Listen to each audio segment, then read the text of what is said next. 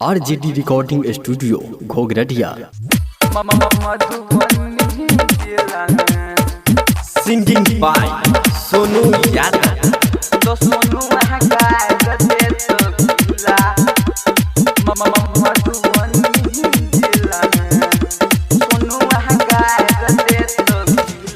एहना नहीं देखा गे छौरी दुनू लाल किला मधुबनी जिला में। एहना नहीं देखा गे छौरी दुनू लाल किला यह मधुबनी जिला में। हम मधुबनी जिला में तो सोनू गाय दे तो किला मधुबनी जिला में के सोनू गाय दे तो किला के माला मधुबनी जिला में। एहना नहीं देखा गे छौरी दुनू लाल किला मधुबनी जिला में। हम मधुबनी जिला में तो सोनू गाय दे तो किला के माला मधुबनी जिला में। तो सोनू गाय दे तो किला के माला मधुबनी जिला में।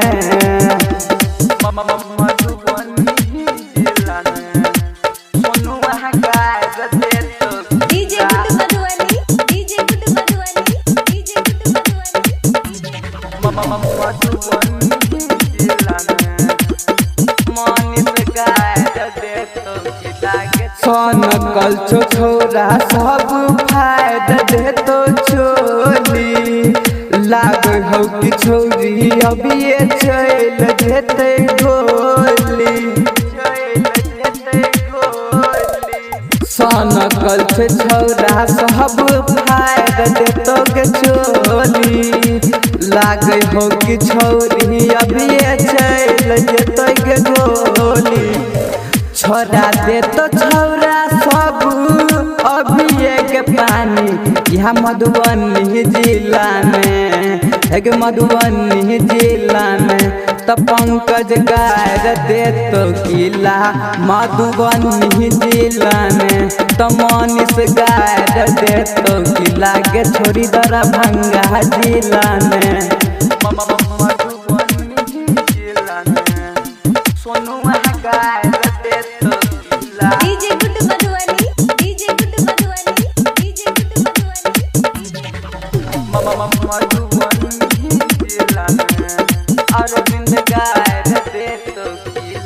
राइखले बच्चा के छौरी 16 के जवानी नहीं तो छोराई दे तो रधवा छौरा पानी।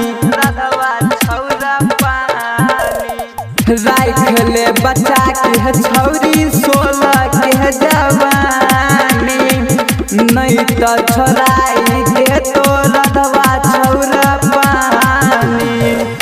धनिक जितेंद्र संगे कर नहीं तू खेला मधुबनी जिला में। यह मधुबनी जिला में तो अरविंद गाय दे तो किला मधुबनी जिला में।